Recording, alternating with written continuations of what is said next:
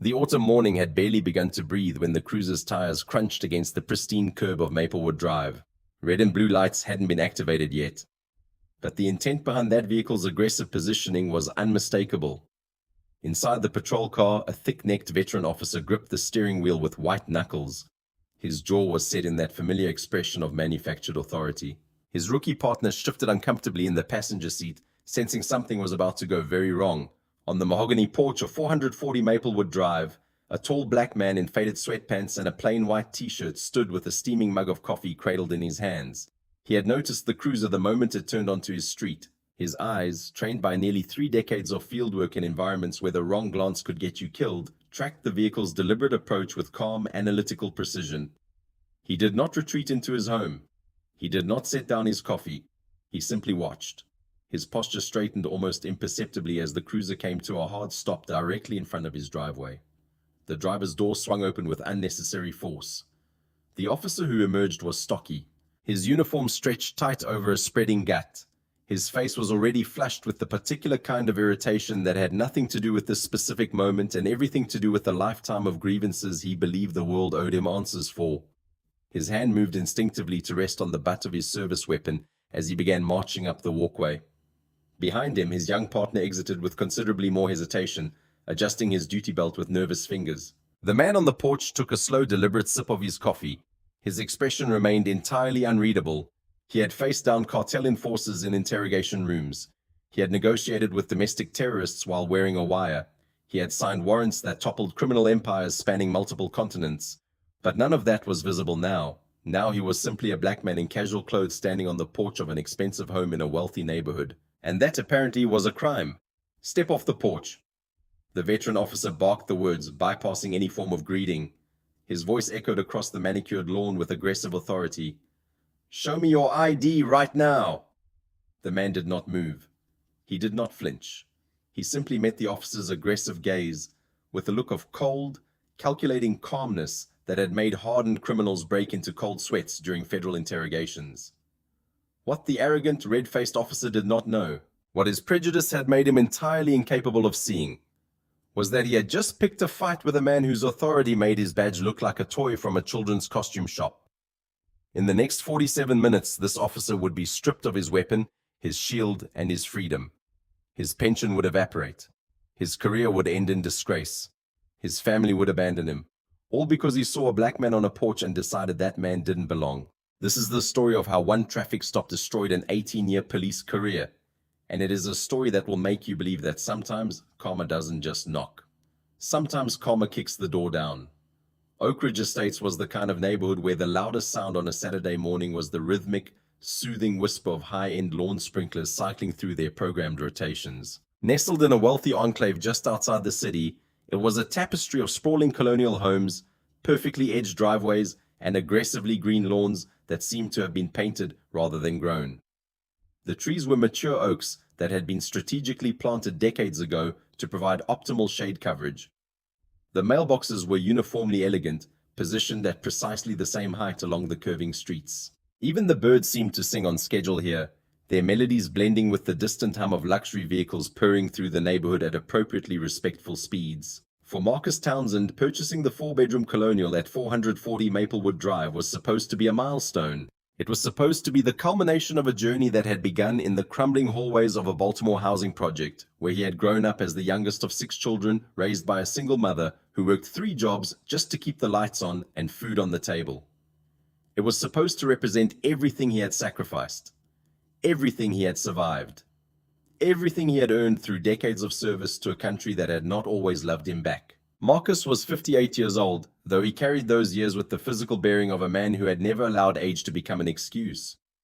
He stood 6'3", with broad shoulders that still filled a doorway and hands that could be surprisingly gentle despite their size. His hair had gone salt and pepper years ago, cut close to his scalp in a style that required minimal maintenance. A practical choice developed during years of field operations where vanity was a luxury no one could afford. His eyes were dark brown, almost black in certain lighting, and they possessed a quality that people who had spent time with him often commented on. Those eyes missed nothing.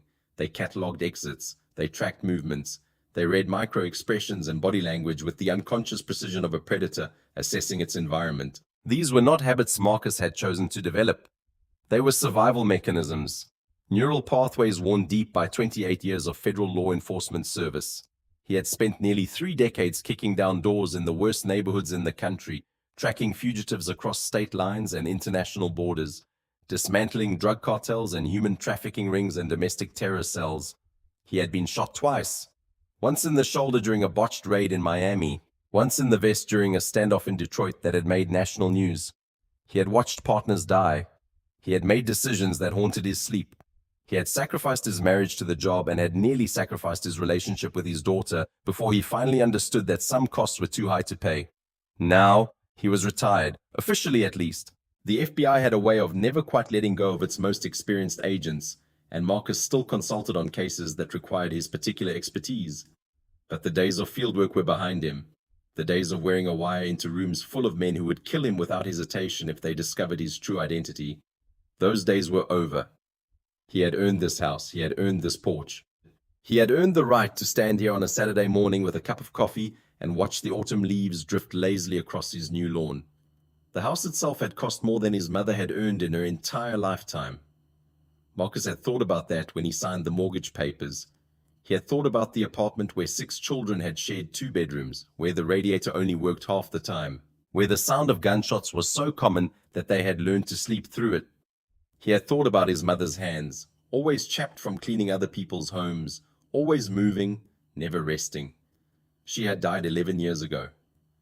Before Marcus had reached the rank of special agent in charge, before he had become one of the most respected commanders in the Bureau's Violent Crimes Task Force, before he had reached the point where he could afford a home like this, he wished she could have seen it.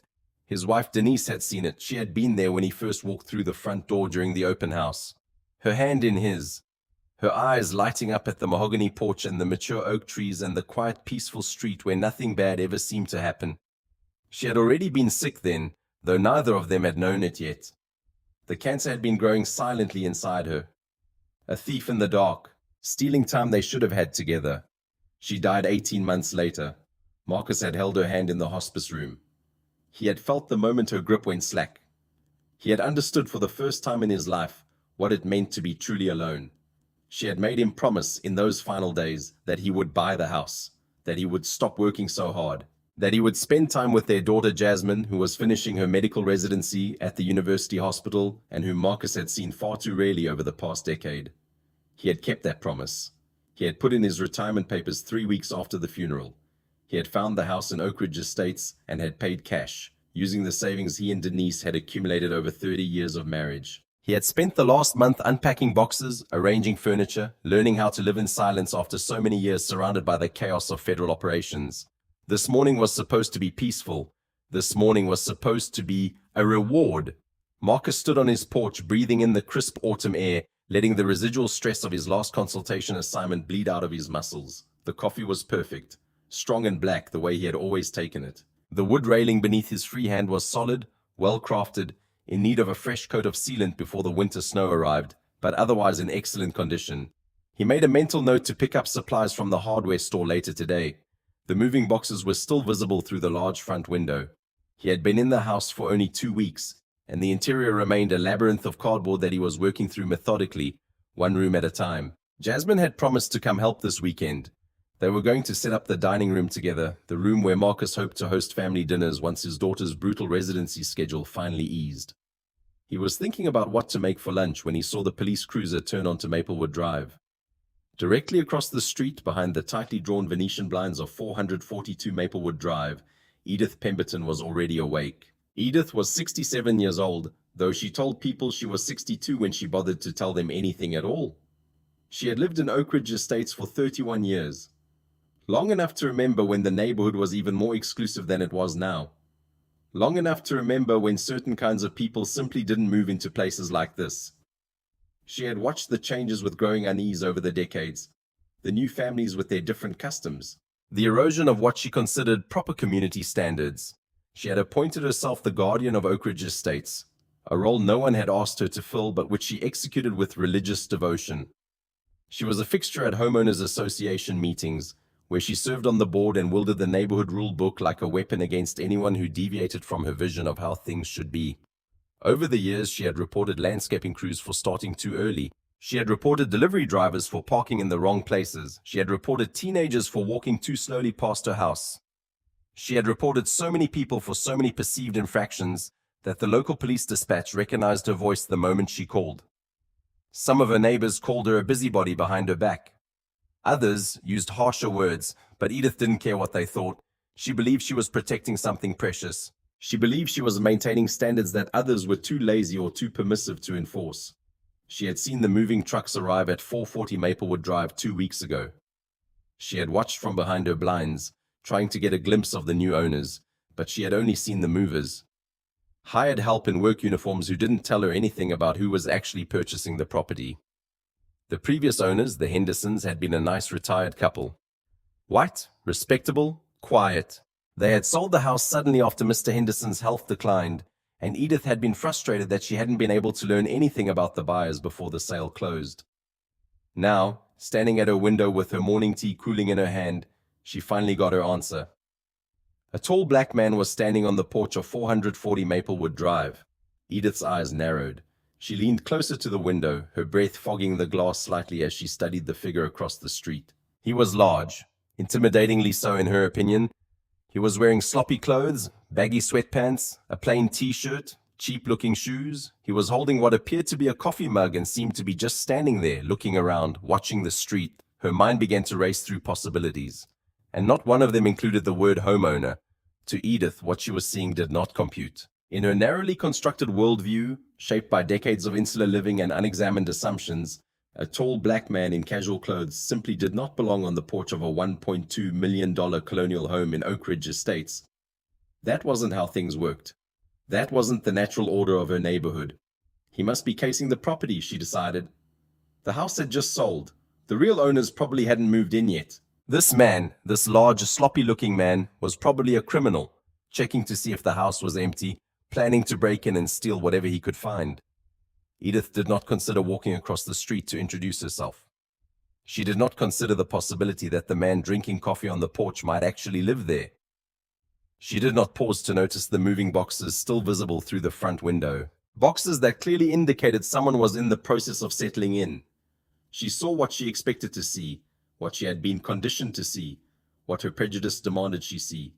With trembling fingers the tremble manufactured, a performance for an audience of one, Edith picked up her phone and dialed 911. "Yes, dispatch," she whispered, her voice pitched at just the right level of panic to convey urgency without sounding hysterical. "My name is Edith Pemberton. I live at 442 Maplewood Drive in Oak Ridge Estates. I need an officer out here immediately." She paused for effect, peering through her blinds at the man who had committed the unforgivable crime of existing in her line of sight. "There is a suspicious man loitering on the porch of the house across the street. The house just sold, and the owners aren't home yet. He's looking around like he's casing the place. I think he might be planning to break in." The dispatcher, a tired woman dealing with a morning full of minor calls, asked for a description. "He's a large African-American male," Edith replied, her tone dripping with distaste she didn't bother to conceal. "Wearing sloppy clothes, sweatpants and a t-shirt. He's just standing there looking around. He clearly does not belong here." She emphasized these last words as if they were self-evident truth. "Please send someone before he tries to break in. I don't feel safe with him just standing there." She hung up the phone and returned to her position at the window, watching, waiting, certain that she had done her civic duty. Across the street, completely oblivious to the phone call that had just labeled him a criminal in his own home, Marcus Townsend finished his coffee and set the mug down on a small wicker side table. He began inspecting the woodwork on the porch railing, making mental notes about the maintenance work he would need to do before winter. He was completely at peace, enjoying a rare and beautiful moment of absolute tranquility. It would be the last peaceful moment he would experience for several hours. 3 miles away, Officer Wade Garrett drummed his thick fingers against the steering wheel of his patrol cruiser. His jaw was clenched in a permanent expression of simmering irritation. The morning had been slow, too slow. And Garrett despised slow mornings. They gave him too much time to think about all the ways his career had stalled, all the promotions that had gone to younger officers, all the respect he felt he deserved but had never received. Garrett was 47 years old, an 18-year veteran of the Oak Ridge Township Police Department. In his own mind, he was a seasoned professional, a man who understood how the real world worked, who had developed instincts that the academy couldn't teach. He believed he could spot trouble a mile away. He believed his gut feelings were more reliable than any training manual or legal precedent. The truth was considerably less flattering. Garrett's personnel file was a document that the department's Internal Affairs Division had examined with increasing concern over the years. 11 citizen complaints in 18 years, all of them involving minorities. All of them dismissed or quietly settled due to insufficient evidence or procedural technicalities. A pattern was visible to anyone who cared to look. But somehow no one with the authority to do anything about it had ever looked closely enough. He had been passed over for promotion to sergeant 4 times.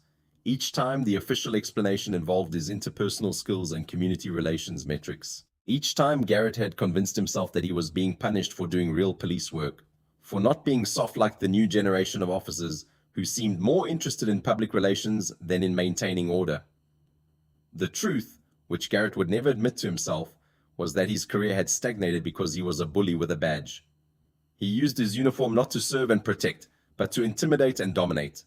He targeted people he perceived as weak, people who wouldn't fight back, people who didn't have the resources or the knowledge to hold him accountable for his behavior. He was, in the most fundamental sense, a coward masquerading as an authority figure. Beside him in the passenger seat, Officer Danny Kemp sat in uncomfortable silence.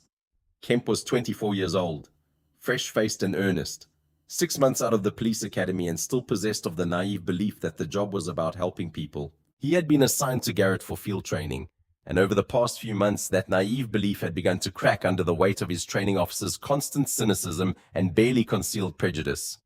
Kemp didn't like Garrett. He didn't like the way Garrett talked about certain neighborhoods.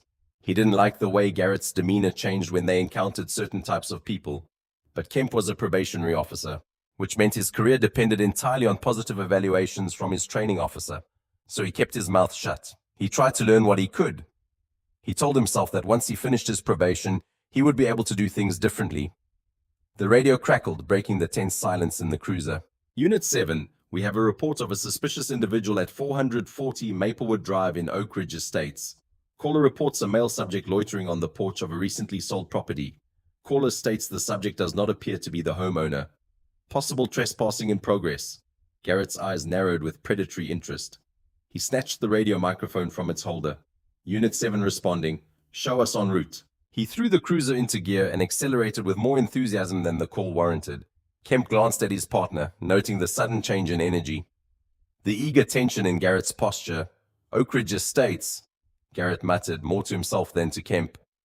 Nice neighborhood. That call came from the Pemberton woman. She's good, always keeps an eye out. If she says someone doesn't belong, they don't belong. Maybe it's just the new owner moving in, Kemp offered cautiously. The call said the house just sold. Garrett scoffed, a harsh, dismissive sound. In Oak Ridge? You know what that neighborhood costs? Trust me, if there's some guy loitering on a porch over there, he's not the homeowner. He glanced at Kemp with a look that conveyed exactly what he meant without requiring him to say it explicitly. Just let me handle the talking, rookie. Watch and learn how we deal with situations like this. Kemp nodded slowly, but something cold had begun to settle in his stomach. He had heard Garrett use that tone before. He knew what it meant, and he knew with growing certainty that whatever was about to happen would not go well.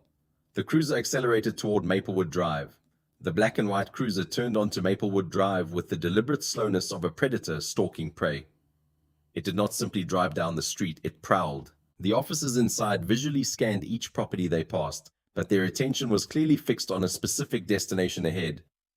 Marcus spotted the vehicle the instant it entered his field of vision. 28 years of training kicked in automatically. His senses sharpened. His awareness expanded to take in every detail of his environment. He noted the cruiser's speed. He noted the way it slowed as it approached his property. He noted the aggressive angle at which it came to a stop. The front tires bumping up against his pristine curb. The vehicle positioned to block his driveway. He did not move. He did not retreat into the safety of his home. He simply straightened his posture slightly, resting his hands casually on the porch railing, and watched with calm, practiced stillness as the situation developed. The driver's door swung open with unnecessary force. The sound echoed across the quiet street like a warning shot. Marcus observed the officer who emerged. Stocky build, uniform straining over a growing gut, flushed face, tightly cropped haircut. The man walked with a deliberate, heavy strut, the gait of someone desperate to project authority he had not truly earned. His hand moved immediately to rest near his sidearm, an intimidation tactic that Marcus recognized instantly. A second officer emerged from the passenger side with considerably more hesitation. This one was young, early 20s, with the nervous energy of someone still new to the job. His eyes darted between his partner and the man on the porch, clearly uncertain about what was happening and what his role was supposed to be. Marcus mentally catalogued both officers, assessing them the way he had assessed thousands of individuals over his career. The veteran was the problem. The aggressive approach, the posturing, the hand hovering near the weapon. This was a man who used his badge to bully. Marcus had encountered the type countless times. They were predictable in their tactics and dangerous in their unpredictability when challenged. The veteran officer marched up the paved walkway, bypassing the driveway entirely, and stopped at the bottom of the porch steps. He positioned himself in a wide stance, feet planted, shoulders squared, chin raised. It was a classic dominance display, designed to establish control of the encounter before a single word was exchanged. Marcus did not alter his own posture.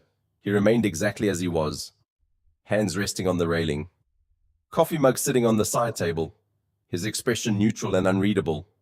He had faced down men far more dangerous than this small-town officer with delusions of grandeur.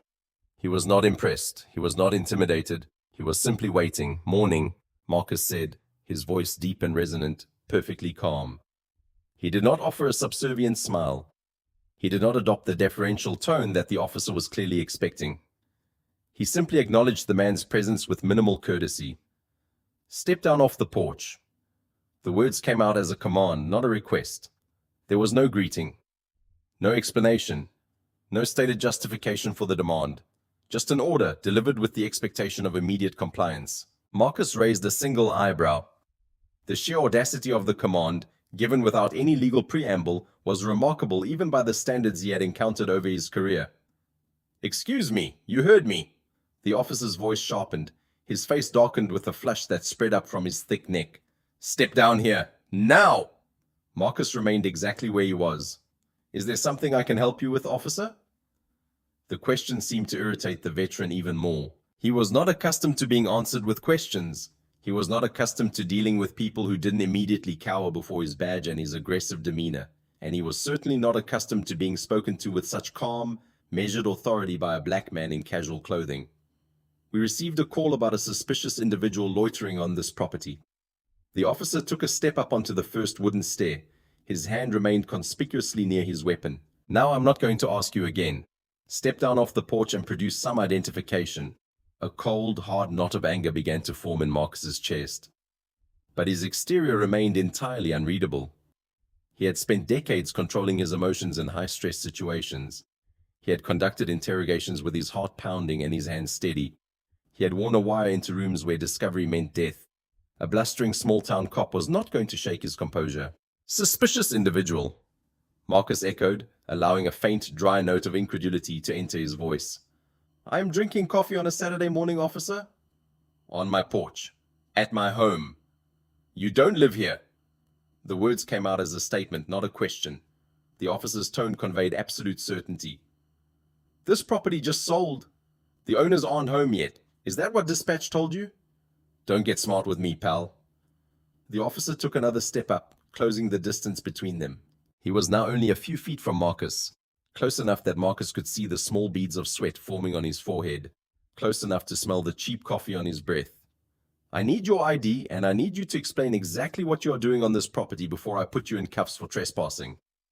Marcus met the officer's glare with steady, unwavering eyes. He knew the law backward and forward. He had taught courses on constitutional rights to federal agents. He knew Terry versus Ohio intimately. He knew the precise parameters of a lawful stop, the definition of reasonable articulable suspicion, the limits of police authority in encounters like this one. Standing on a porch drinking coffee did not meet any legal threshold for detention. "Officer," Marcus said, his voice dropping slightly, taking on a register that commanded attention, "I am under no legal obligation to provide you with identification. You have no reasonable suspicion that I have committed, am committing, or am about to commit any crime.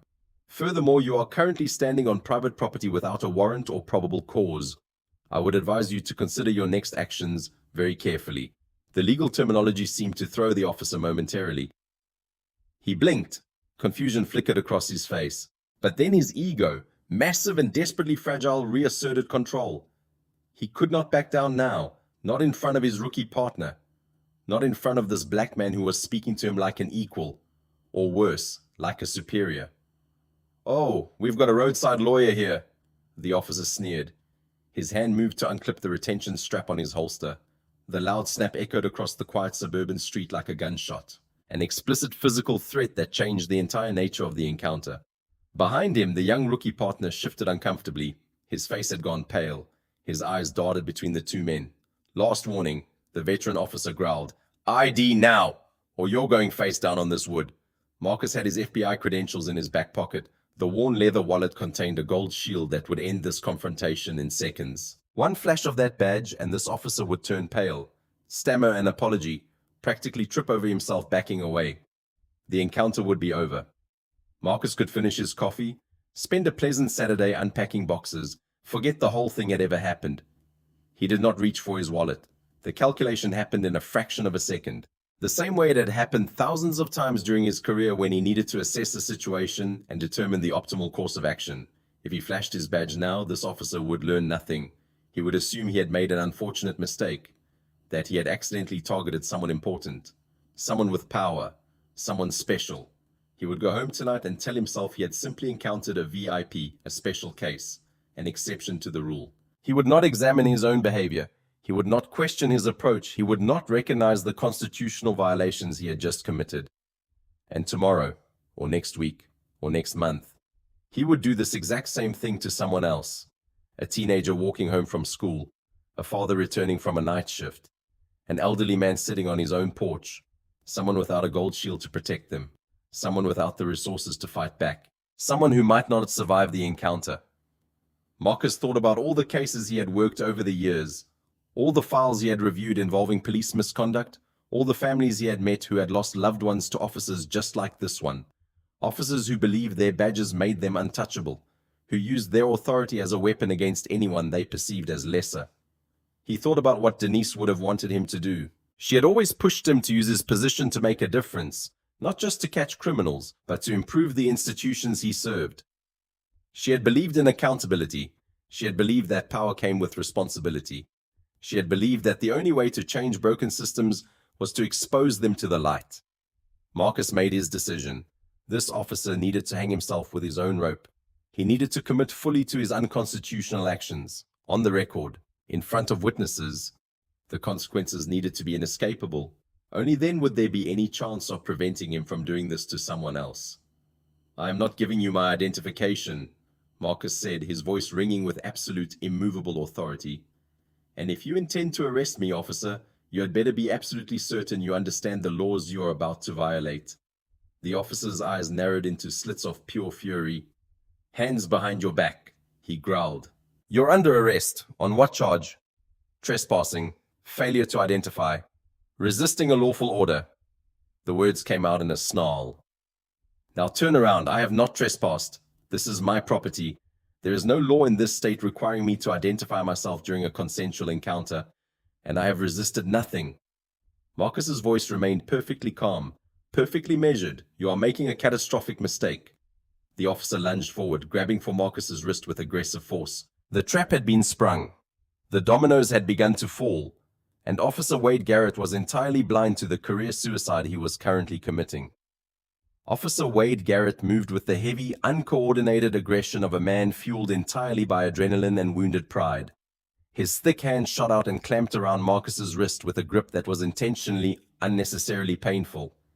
In that instant, time seemed to slow. Marcus Townsend was a man who had survived armed standoffs in drug dens. He had engaged in close-quarters combat with desperate fugitives who had nothing left to lose. He had been shot twice, stabbed once, and had once spent 47 minutes talking down a suicidal bomber while wearing a wire that would have gotten him killed if the man had discovered it. His body had been trained to react to threats with lethal efficiency. He could feel the neural pathways activating, the muscle memory stirring, the accumulated knowledge of decades of tactical training screaming at him to respond. He could dismantle this officer in 3 seconds. He knew 5 different ways to break the man's grip, drop him to the mahogany deck, render him unconscious before the rookie could even clear his weapon from its holster. The movements were already mapping themselves in his mind. A quick torque of the wrist, a sweep of the legs, a controlled application of force to the pressure points he had been trained to target. Marcus did none of these things. Instead, he went completely limp. The decision was instantaneous and absolute.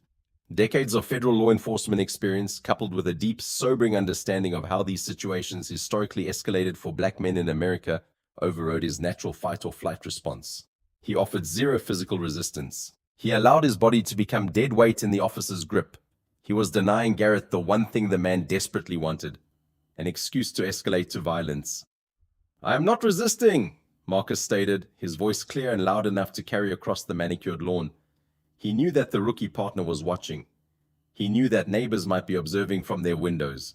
He wanted witnesses. He wanted everything documented. "I'm complying under duress. This is an unlawful arrest." "Shut your mouth!"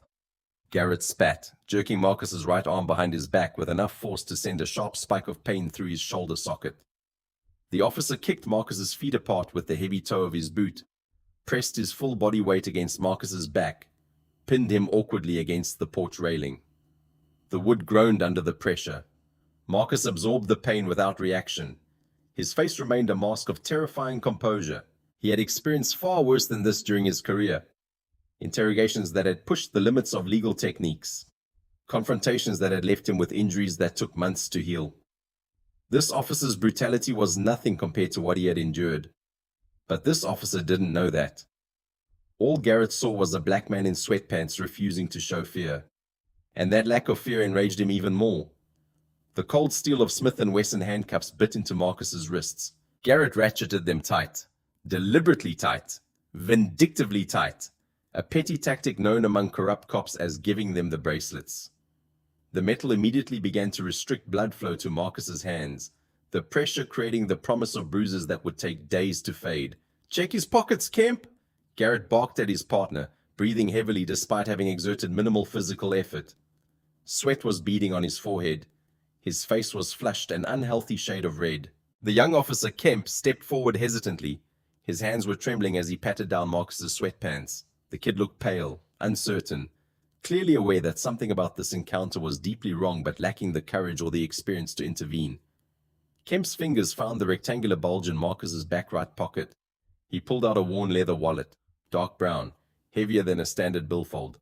"Got his wallet, Wade," Kemp said, holding it out uncertainly. Garrett didn't even look at it. His focus was entirely on the man he had just dominated, the surge of power flooding through his system like a drug. "Toss it in the cruiser," he commanded. "We'll figure out who this John Doe is when we get him to booking. Let's walk." The wallet, containing the gold FBI shield that would have ended this encounter instantly, landed on the passenger seat of the cruiser. Its contents remained unknown. Its power remained hidden. And Marcus Townsend remained silent, allowing himself to be marched toward his own destruction while planning, with cold precision, the destruction of the man who had just made the worst mistake of his life. Garrett grabbed Marcus by the center chain of the handcuffs. He yanked upward into a painful compliance hold designed to force a prisoner onto their toes. The metal bit deeper into the already abraded skin of Marcus's wrists. He gritted his teeth against the pain, but kept his face completely neutral, refusing to give Garrett the satisfaction of a visible reaction. He was marched down his own front steps, his feet moving over the paved walkway that his real estate agent had pointed out as a selling point of the property. He passed the flower beds that he had planned to plant with the same roses Denise had loved. He was paraded across the driveway he had paid cash for, toward the idling police cruiser that had no legal right to be blocking his property. Around them, the quiet Saturday morning had begun to stir with attention. A man walking a golden retriever had stopped on the opposite sidewalk, frozen mid-step, watching the scene with open confusion. Down the street, a woman in a bathrobe had stepped onto her porch, her hand raised to shield her eyes from the morning sun, her posture conveying uncertainty about what she was witnessing. And directly across the street behind the Venetian blinds of 442 Maplewood Drive, Edith Pemberton watched the arrest unfold. There was vindication in her expression, but also something else, something that felt uncomfortably like doubt. She had wanted the suspicious man removed, yes. She had wanted her phone call to result in exactly this kind of decisive action. But seeing the sheer aggression of the arrest, watching the way the officer yanked and shoved and dominated, something didn't feel right. The arrested man wasn't acting like a court burglar. He wasn't struggling. He wasn't protesting his innocence with the desperation of someone who had been caught in the act.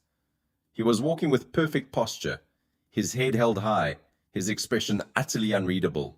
He looked, Edith thought, with a creeping sense of unease, like a king being momentarily inconvenienced by peasants. She let the blind snap shut, suddenly wishing she had not made the call. Before Garrett could force Marcus into the back of the cruiser, a voice called out from the sidewalk. "Officers! Officers, excuse me?" Garrett's head whipped around with irritation.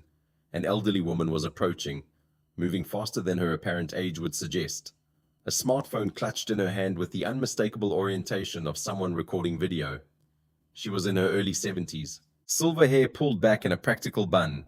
Sharp, intelligent eyes that betrayed no fear whatsoever. Her name was Margaret Dalton. She had spent 32 years as a paralegal before retirement. 32 years of observing law enforcement procedures, studying case law, developing an acute sense for when something was being done incorrectly. She had been watching from her front window 3 houses down when the cruiser arrived. She had witnessed the entire encounter. "I'm recording this," Margaret announced, holding her phone steady as she approached. "I'd like to know what crime this man committed. I've been observing from my window and I did not see any aggressive or illegal behavior on his part." Garrett's face contorted with fresh irritation. "Ma'am, this is police business. Step back. I have every right to observe and record police activity in a public space," Margaret replied, her tone calm but firm. "I'm asking you to identify yourself and explain the basis for this arrest. I said step back." Garrett's voice rose with threat. "You're interfering with an arrest. That's obstruction. You want to join him in the back of my cruiser?" Margaret did not step back. She positioned herself at a distance that was clearly on the public sidewalk, well within her legal rights, and continued recording. "My name is Margaret Dalton," she said clearly, ensuring her audio would pick up every word. "I live at 427 Maplewood Drive. I am recording the arrest of an unidentified male subject by officers Garrett and Kemp of the Oak Ridge Township Police Department. The time is approximately 9:47 a.m. Lady, I'm warning you. I will be contacting the precinct after this encounter." Margaret continued, ignoring the threat. "And I will be preserving this recording. Whatever happens next is being documented." For a moment, Garrett seemed caught between his desire to intimidate this new nuisance and his recognition that she was recording everything. The moment of hesitation stretched painfully, the silence broken only by the hum of the cruiser's engine. Finally, with a disgusted sneer, Garrett turned back to Marcus and shoved him roughly toward the cruiser's rear door. "Get in," he snarled. "We'll sort this out at the station." He pressed a heavy hand onto the top of Marcus's head, harder than necessary. Another petty assertion of dominance, and forced him down into the cramped back seat. The door slammed shut with a heavy metallic thud, sealing Marcus inside the cage.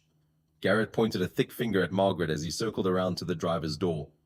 "You're making a mistake, lady. You don't know what you just saw. I know exactly what I saw." Margaret replied quietly, her phone still recording. "And so will everyone else who watches this video." Garrett climbed into the cruiser, slammed his door, threw the vehicle into gear. The tires squealed against the pavement as he accelerated away, leaving Margaret standing on the sidewalk with her phone still raised and a cold certainty settling in her stomach. She had seen a lot during her years working in the legal system. She had seen justice served and justice denied. She had seen good cops and bad cops and everything in between. What she had just witnessed was wrong. Deeply, fundamentally wrong. She lowered her phone and began walking back toward her house to make some phone calls. The back seat of a police cruiser is designed to be uncomfortable. The hard plastic bench offers no cushioning. The space is cramped, with minimal legroom and a metal mesh partition that separates prisoners from the officers in front. There are no door handles, no window controls, no means of escape. It is a cage on wheels, and it is meant to feel that way. Marcus Townsend sat in this cage with his wrists throbbing from the too tight handcuffs. He watched the suburban streets of Oak Ridge Estates pass by through the mesh partition. But his mind was not on his discomfort. His mind was already 20 steps ahead, cataloging evidence, building a case, planning the dismantling of the man who had just made the worst mistake of his law enforcement career. In the front seat, Garrett was talking, bragging, really, to his rookie partner about how to handle situations like this. "See, Kemp, that's how it's done," Garrett said, his voice carrying a tone of satisfied instruction. "You can't show weakness with these people. You give them an inch, they take a mile. You have to establish dominance right away, make them understand who's in charge." Kemp stared out the window, saying nothing, his face pale, his jaw tight. "That guy back there, he thought he was smart. Thought he could talk his way out of it with all that legal mumbo-jumbo. You know what that tells me? That tells me he's done this before. Probably has warrants. Probably a career criminal who's learned how to play the system. Marcus closed his eyes. He allowed a grim, humorless smile to touch the corners of his mouth. The officer had no idea. He was still convinced he had won. Still convinced he was taking a nobody to the local lockup to teach him a lesson about respecting authority. The ride was short. Maybe 10 minutes from Maplewood Drive to the Oak Ridge Township Police Precinct. But Marcus knew that the fallout from this arrest would last Trent Harlan the rest of his miserable life. He began mentally cataloging every violation that had occurred. Unlawful stop, no reasonable articulable suspicion, trespass on private property, no warrant, no probable cause, no exigent circumstances, assault and battery, the grabbing, the yanking, the deliberate infliction of pain. False arrest, no crime had been committed. Deprivation of rights under color of law, a federal offense under Title 18 United States Code, Section 242, and kidnapping. Because that's what this was. An officer, acting under color of law, had forcibly detained and transported a citizen without legal justification. Federal kidnapping charges. The kind of charges that came with serious prison time. The cruiser pulled into the parking lot of the Oak Ridge Township Police Department. A squat, brutalist brick building that had clearly seen better days. Marcus was hauled out of the back seat by the handcuff chain. Another painful compliance hold. He was dragged through the heavy metal back doors into the booking area. The precinct was a familiar environment to Marcus, though usually he was the one walking through the front doors in a tailored suit, flashing his gold badge to take over a federal case that had exceeded local jurisdiction. Being marched in through the perp entrance in sweatpants and handcuffs was a novel experience, albeit one that did nothing to shake his composure. The booking area was standard institutional design. Grey walls, fluorescent lighting, the pervasive smell of stale coffee and cheap floor wax. A metal bench bolted to the floor provided seating for prisoners awaiting processing. Behind an elevated desk sat a sergeant with a graying mustache and tired eyes, surrounded by stacks of paperwork that seemed to multiply on their own. Garrett shoved Marcus toward the bench. "Sit," he commanded. Marcus sat. His posture remained perfectly straight, his face an unreadable stone. "Morning, Smitty," Garrett called out, using what was apparently the sergeant's precinct nickname. He swaggered up to the booking desk, leaning against the high counter with an air of casual arrogance. "Got a live one for you. Trespassing, failure to identify, resisting arrest, the whole 9 yards. Sergeant Harold Brooks looked up from his paperwork. He studied the scene before him with the weary expression of a man who had processed too many arrests to count. He grabbed a blank booking sheet and clicked his pen. "Resisting? Really, Wade?" Brooks glanced at Marcus on the bench. "He doesn't look like he put up much of a fight." "He was giving me lip," Garrett said defensively. "Refused lawful orders, was prowling around that new property on Maplewood. I had to put him in the dirt to get the cuffs on." From the bench, Marcus spoke. His voice was calm, conversational, completely devoid of the panic or anger that usually filled this room during bookings. "For the record, Sergeant, none of that is accurate. There is dash camera and body camera footage that will verify I was drinking coffee on my own porch when your officers arrived. I was neither trespassing nor prowling. I did not resist any lawful order because no lawful order was given. I was assaulted and forcibly removed from my property without probable cause." Garrett whipped around. He pointed a thick, accusatory finger at Marcus. "Hey, you speak when spoken to. You understand me?" Brooks frowned, his pen hovering over the booking sheet. Something about this prisoner was wrong. The man wasn't acting like a petty criminal caught in the act. His vocabulary was precise. His demeanor was chillingly calm. His posture radiated an authority that seemed entirely out of place for someone in handcuffs. "Name?" Brooks asked, looking directly at Marcus. He wouldn't give it. Garrett interjected before Marcus could respond. He reached into his cargo pocket and pulled out the worn leather wallet Kemp had retrieved from Marcus's sweatpants. He tossed it onto the booking counter with casual dismissiveness. "Here," ran his pockets. "Let's see who this clown actually is." The wallet landed with a heavier thud than a standard billfold should have made. It sat on the scarred wooden counter like a bomb waiting to detonate. "Process him, Smitty," Garrett said, already turning away. "I'm going to go write up the arrest report. Make sure you get his prints. I want to see if this guy's got warrants." He poured himself a cup of stale precinct coffee from a nearby station, entirely satisfied with himself, entirely convinced that his morning had been a success. Sergeant Harold Brooks picked up the wallet. It was heavy, heavier than it should have been. He flipped it open, expecting to find a driver's license. Perhaps an expired ID. Perhaps nothing at all, confirming Garrett's assertion that they were dealing with a vagrant or a criminal. The wallet did not open to a driver's license. It opened to a custom-cut leather interior.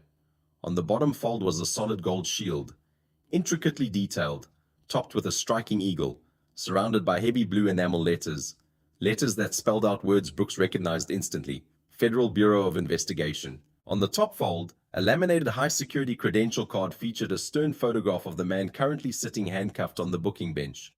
Next to the photo, printed in bold, undeniable lettering: Marcus Townsend, Special Agent in Charge, Violent Crimes Task Force, Division 4. All the air rushed out of Sergeant Brooks's lungs.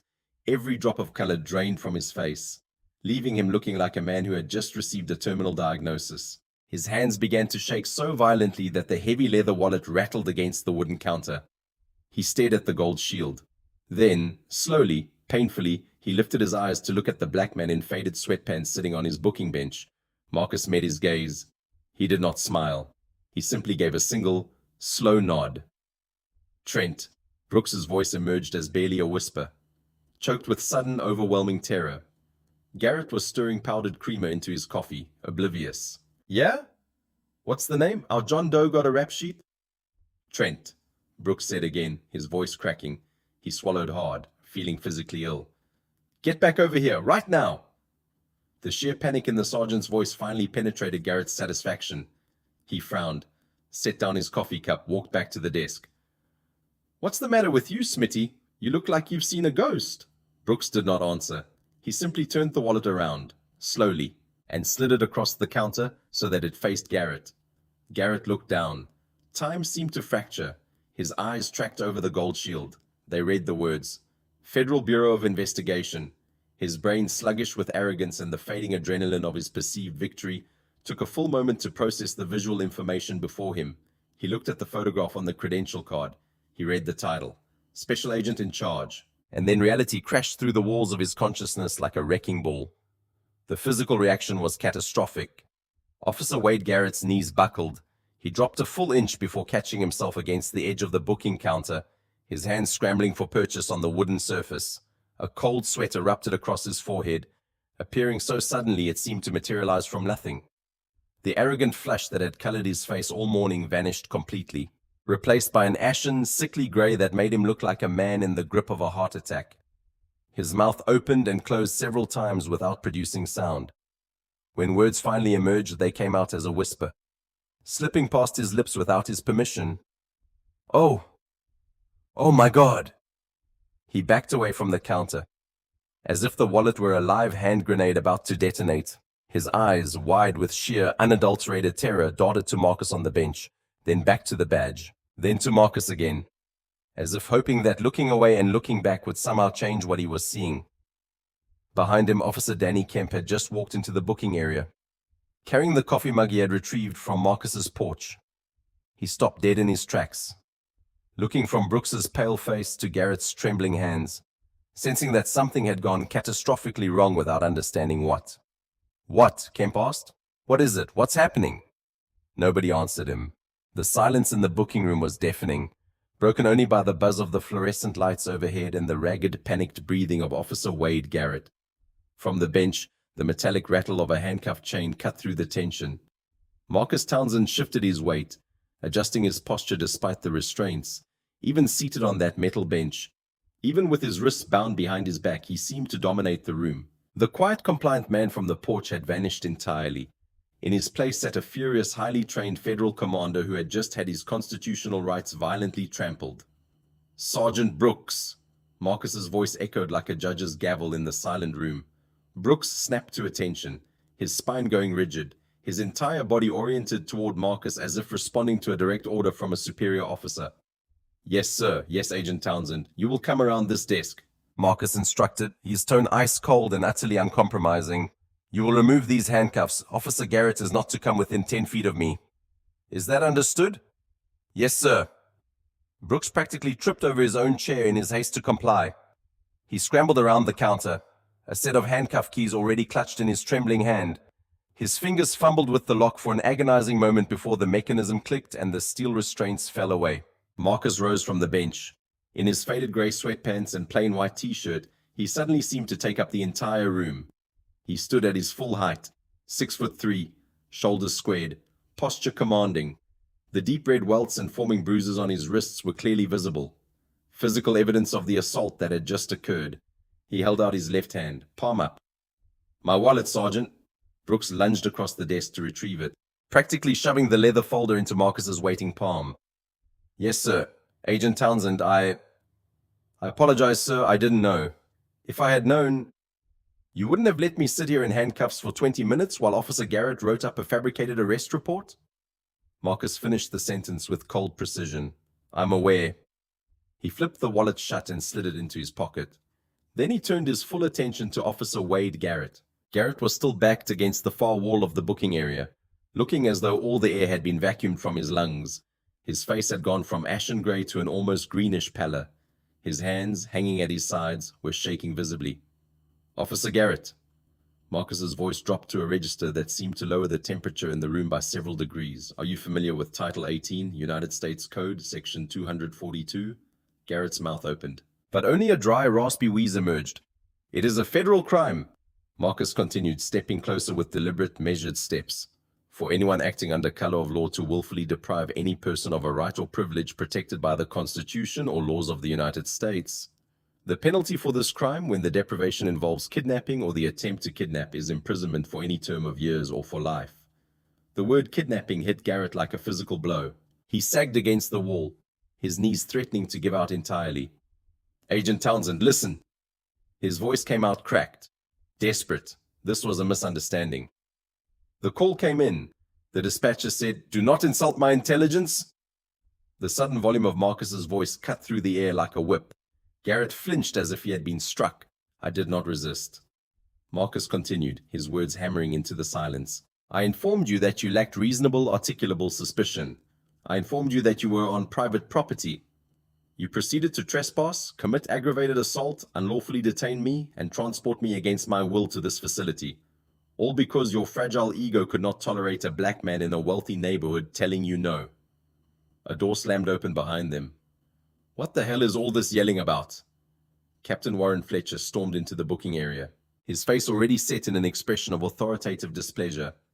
Fletcher was a stern, no-nonsense commander, a man who had spent 26 years in law enforcement and was fiercely protective of his department's reputation. He did not appreciate disturbances in his precinct. He took in the scene before him, Sergeant Brooks standing pale and trembling near the bench, Garrett pressed against the wall looking violently ill, and a man in sweatpants standing in the center of the room, radiating an authority that seemed to dwarf everything around him. "Smitty!" Fletcher barked at Brooks. "Who is this man and why is he not in a holding cell?" Brooks pointed a trembling finger at Marcus. His voice barely emerged above a whisper. "Captain, that's Special Agent in Charge Marcus Townsend, FBI Violent Crimes Task Force." Fletcher stopped dead in his tracks. For a long moment, nobody moved. The captain's eyes darted from Brooks to Marcus. They dropped to the angry red handcuff marks still vivid on Marcus's wrists, then finally landed on Garrett. He did not need to hear the whole story. 26 years in law enforcement had given him the ability to read a situation instantly. His department was standing on the edge of a massive cliff, and Wade Garrett had just pushed them over it. "Agent Townsend." Fletcher's tone shifted instantly from authoritative to extremely cautious, the verbal equivalent of a man trying to defuse a bomb. "Captain Warren Fletcher, I assume there has been a colossal failure of protocol here. That's the understatement of the decade, Captain." Marcus turned to face the commanding officer, his expression carved from granite. "Your officer bypassed every lawful procedure for initiating a stop. He ignored my explicit invocation of my constitutional rights. He physically assaulted me on my own front porch. He illegally transported me to this facility. All of this was done without a shred of probable cause, based entirely on a fabricated phone call and his own blatant racial bias." "It was prowling," Garrett blurted out, a desperate, pathetic attempt to salvage something from his burning career. "Captain, the house was empty. I had a duty to investigate." The caller said. "Shut your mouth, Wade," Fletcher roared, his face turning a dangerous shade of purple. He took a deep breath, forcing himself back under control, then looked at Marcus again. "Agent Townsend, I will handle this internally. I assure you he will be severely disciplined, No, Captain, you will not handle this internally. Marcus's tone left absolutely zero room for negotiation. This is no longer a local administrative matter. This is a federal civil rights violation. I want the body camera footage from both of these officers secured immediately. I want the dash camera footage from the cruiser downloaded. And I want the unedited audio recording of the 911 call that initiated this encounter.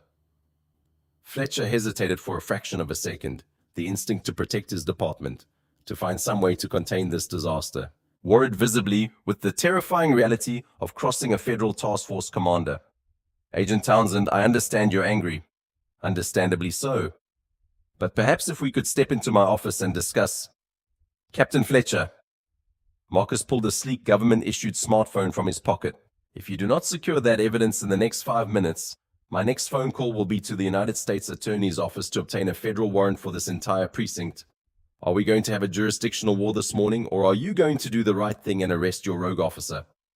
The precinct fell absolutely silent.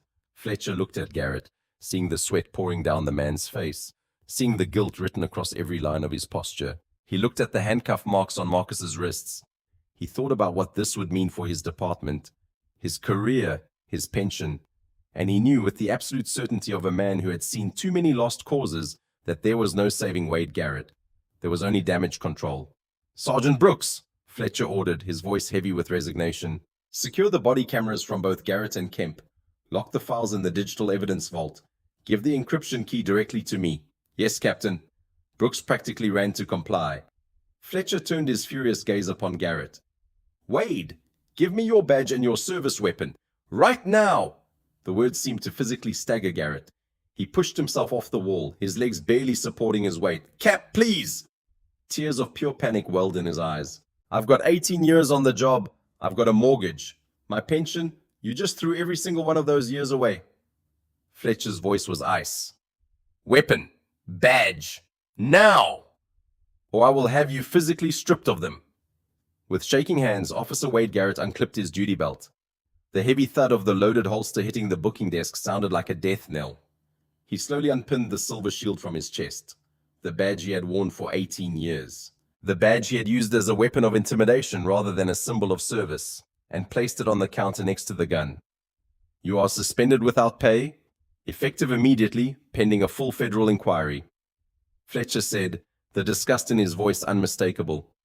He pointed to the holding cell, the very cell Garrett had intended to throw Marcus into. Get in the cell, Wade. Garrett looked up, his face a mask of horror and disbelief. What? Cap, you can't put me in there, not in my own house. I'm a cop. You are currently a suspect in a federal civil rights investigation. Marcus interjected, his voice devoid of any sympathy whatsoever.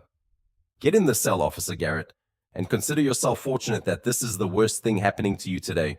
It won't be the worst thing for long. Defeated, humiliated, broken. Wade Garrett walked slowly toward the steel bars, each step seeming to drain more life from his body. He stepped inside the cell. The heavy door clanged shut behind him with a resonant, inescapable finality. Through the bars, his eyes found Marcus, the man he had dragged off that porch, the man he had been so certain was just another criminal who needed to be taught a lesson about respecting authority. Marcus met his gaze without expression. The power dynamic had not just shifted, it had been completely, violently inverted. The local police station no longer belonged to Wade Garrett.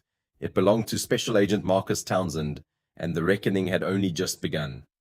Within 30 minutes of Marcus making his first phone call, the quiet, mundane atmosphere of the Oak Ridge Township Police Precinct was shattered completely. 3 unmarked black SUVs with heavily tinted windows tore into the parking lot, their engines roaring as they boxed in the local cruisers. Before the vehicles had fully stopped, doors were opening and figures were emerging. 5 federal agents in tactical khakis and dark windbreakers bearing bold yellow letters across their backs. FBI. They strode through the front doors of the precinct with the focused determination of an invading army. They did not stop at the front desk. They did not wait for permission or escort. They bypassed the security gate and moved directly into the heart of the building. Their presence sent ripples of shock and fear through every officer they passed. Leading the team was Senior Agent Victoria Hayes, Marcus's second-in-command at the Violent Crimes Task Force. She was a formidable woman in her early 40s. Sharp features, close-cropped hair, eyes that had seen too much of humanity's darkness to be surprised by much of anything. When she entered the booking area and saw Marcus standing there in his sweatpants and t-shirt, the bruises on his wrists clearly visible, her expression hardened into something that promised significant consequences for someone. Marcus. Her voice was controlled, but the fury beneath it was unmistakable. Are you injured? Nothing that won't heal. Marcus gestured toward the holding cell where Garrett sat slumped on the metal bench, staring at the floor. That's the officer who made the arrest. Body cameras and dash cameras are being secured now. I want a full forensic download of everything. Already on it. Hayes turned to the agents who had followed her in. Monroe, Chen, take the evidence vault. Nothing gets edited, deleted, or moved without our documentation. Williams, I want statements from every officer in this building who witnessed any part of what happened today. Fuller, get me the 911 call recording. The agents dispersed with practiced efficiency, moving through the precinct like they owned it, because effectively, they now did. Captain Fletcher stood near his office door, watching the federal takeover of his department with the expression of a man watching his house burn down. He knew that whatever happened next, things would never be the same for the Oak Ridge Township Police Department. Marcus approached him, his voice low enough that only the captain could hear. Captain, your rookie officer. Kemp, he's in the break room? Fletcher nodded stiffly. I sent him there after we secured Garrett. That young man has a choice to make today. Marcus's eyes held Fletcher's with unwavering intensity. He can provide a complete and truthful written statement about everything that happened, or he can attempt to cover for his training officer and catch a federal conspiracy charge. I strongly suggest you advise him to tell the truth. His career depends on it. I'll make sure his memory is perfectly clear, Fletcher said tightly. Good. One more thing, Captain. Marcus turned toward the booking desk, leaning against it casually, a stark contrast to the way he had been forcefully shoved onto the bench just an hour earlier. We've addressed the officers who violated my rights. Now I want to address the citizen who initiated this entire cascade of events by weaponizing your dispatch center. Fletcher sighed heavily, rubbing his temples. The 911 caller. Edith Pemberton, Marcus said. He had already memorized the address from the dispatch audio that Brooks had played for him. 442 Maplewood Drive. She explicitly stated to your dispatcher that she believed I was a criminal casing a house. Despite watching moving trucks unload my belongings for days, she fabricated a threat to prompt an armed police response against a black man in her neighborhood. Swatting, Agent Hayes said from across the room, her tone dripping with disgust. Classic case. Exactly. Marcus nodded. Captain, filing a false police report and misusing the 911 emergency system are misdemeanor offenses in this state. Are they not? They are, Fletcher admitted, looking distinctly uncomfortable. But usually in these neighborhood disputes, we just issue a warning. Nobody actually... Captain Fletcher. Marcus's voice returned to that icy, unyielding register. If a teenager called in a fake bomb threat to a high school, would you issue a warning? Or would you arrest them for the chaos and danger their false report caused? Fletcher didn't answer. He didn't need to. Edith Pemberton manufactured a high-risk police encounter that resulted in a federal agent being assaulted and unlawfully detained. Her false report created a scenario where I, or your officers, could have been killed. The era of people using the police department as their personal concierge service to enforce their racial prejudices ends today. Marcus stepped closer to the captain. I want a cruiser sent to 442 Maplewood Drive immediately. I want her cited on the record for misuse of the emergency system and filing a false police report. If she argues, if she gives your officers any grief whatsoever, I want her arrested and brought here. Fletcher looked into Marcus's eyes and saw absolutely zero bluff. The FBI was not going to let this slide. If the local police didn't handle it, the federal government would find ways to make things much, much worse for everyone involved. Smitty, Fletcher called out to the desk sergeant. Radio Unit 7, send them to 442 Maplewood Drive. Tell them to issue a criminal citation to one Edith Pemberton for filing a false police report and misusing the 911 emergency system. He paused, then added with grim emphasis. If she gives them an ounce of grief, tell them to put her in cuffs and bring her down here. Back in the pristine, quiet confines of Oak Ridge Estates, Edith Pemberton was completely unaware that her world was about to collapse.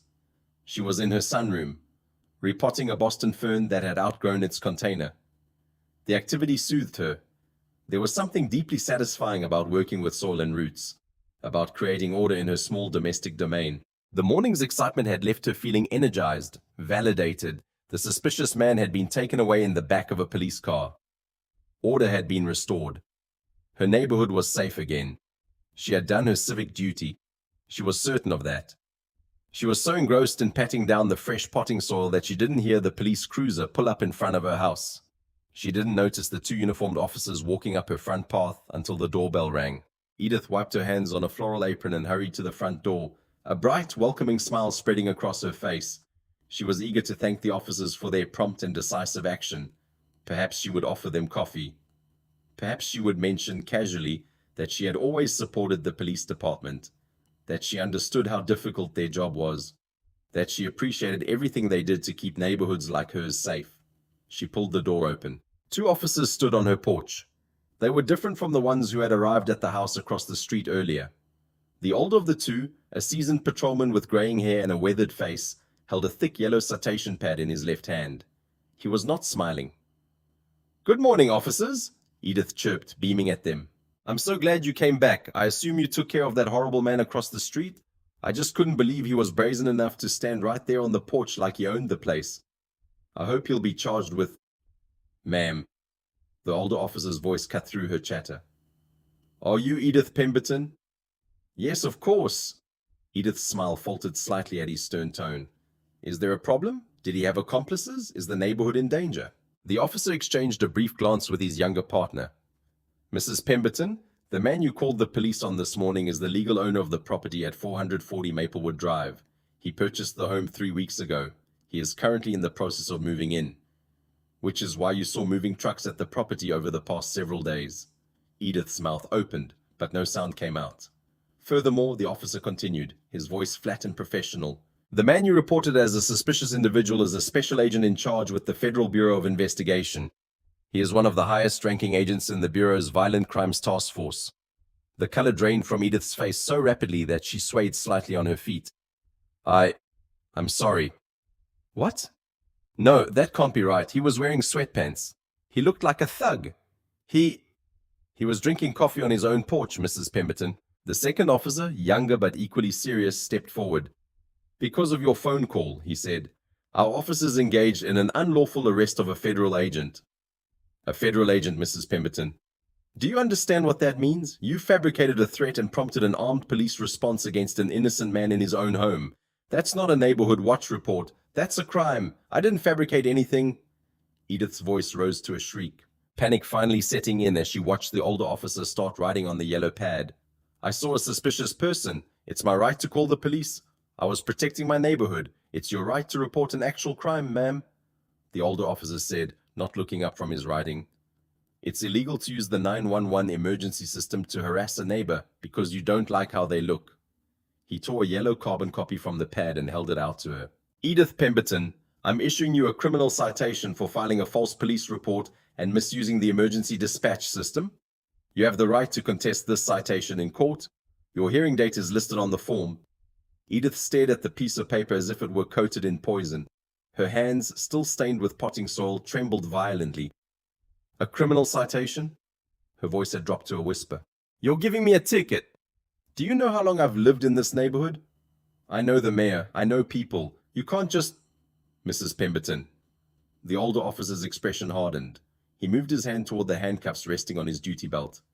"You can sign the citation and appear in court next month to pay the fine.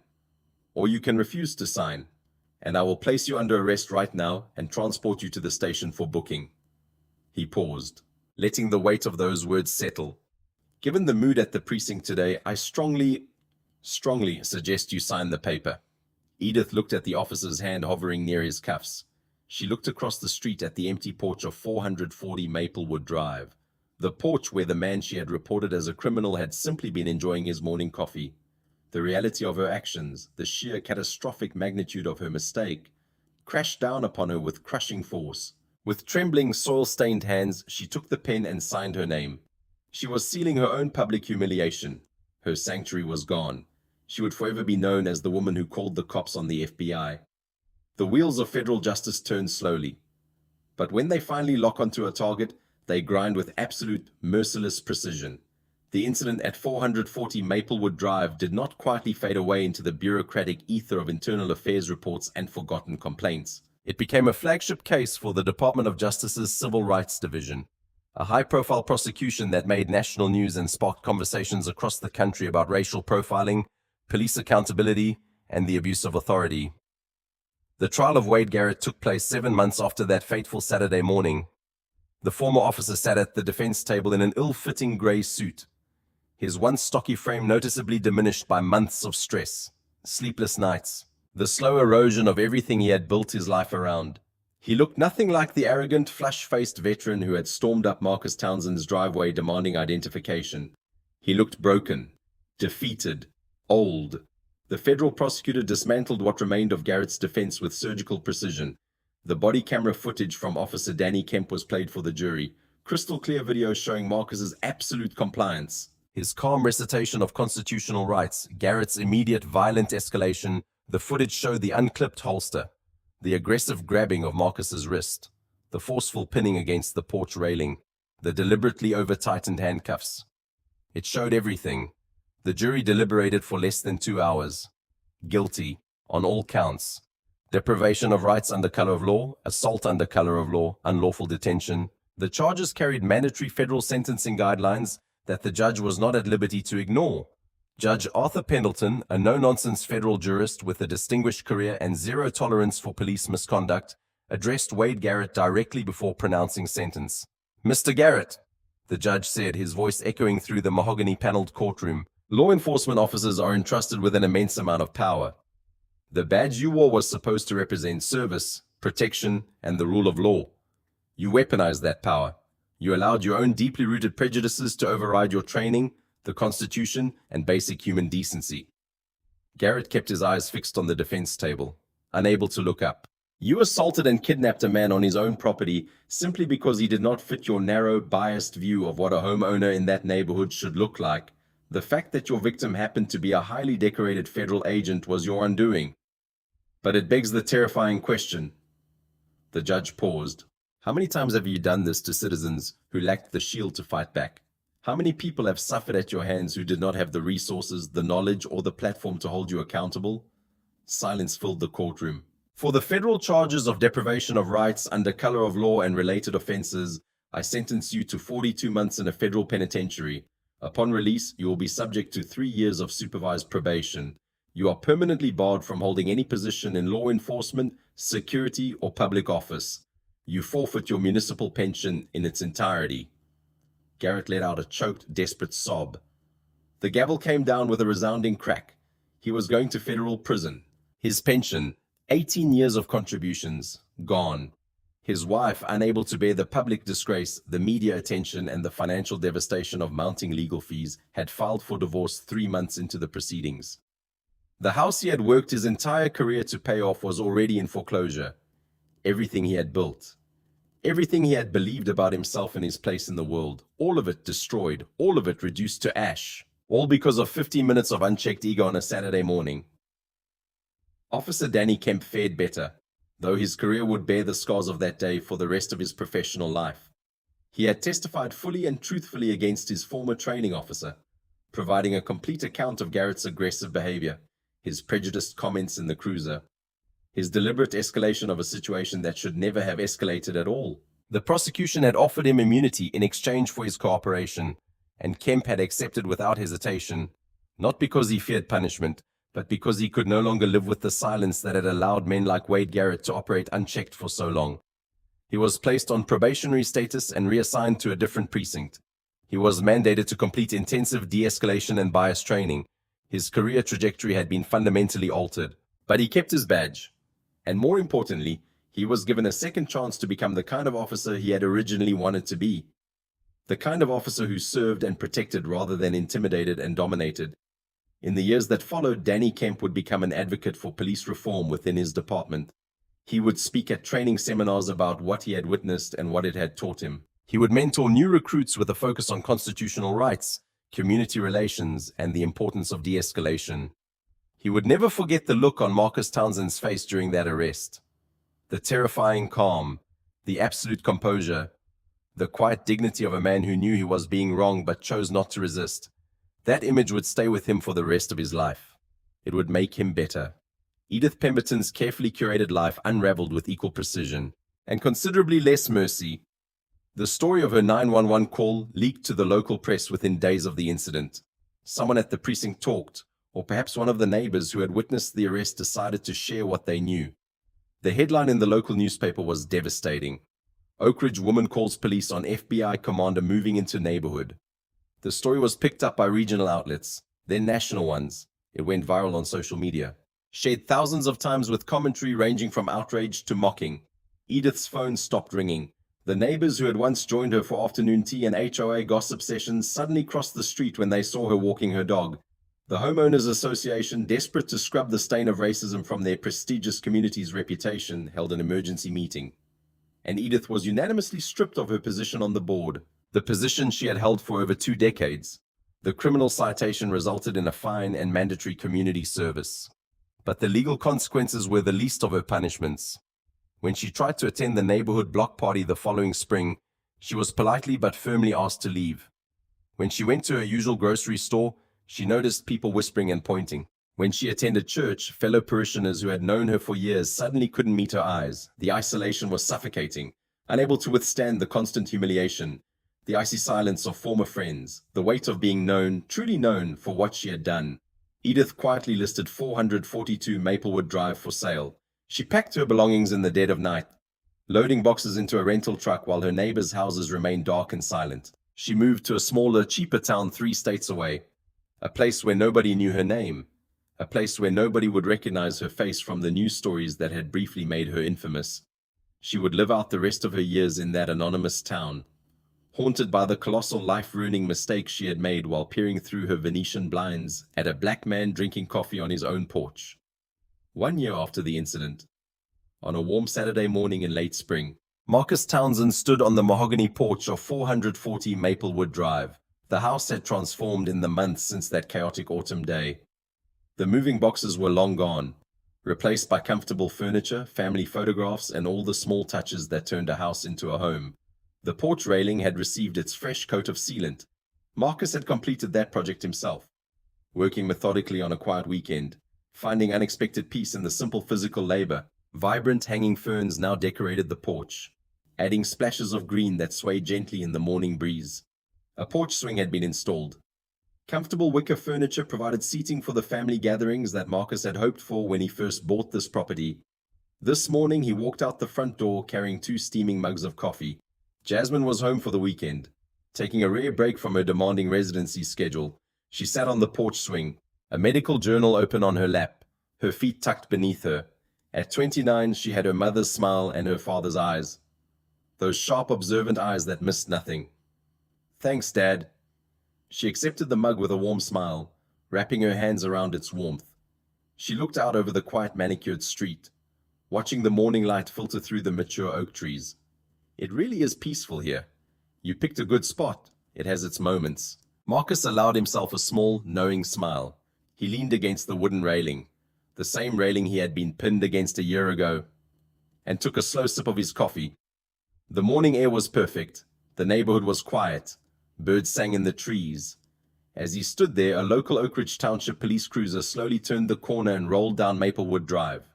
Marcus watched its approach with calm, measured attention. The cruiser was not prowling. It was simply doing a routine neighborhood patrol.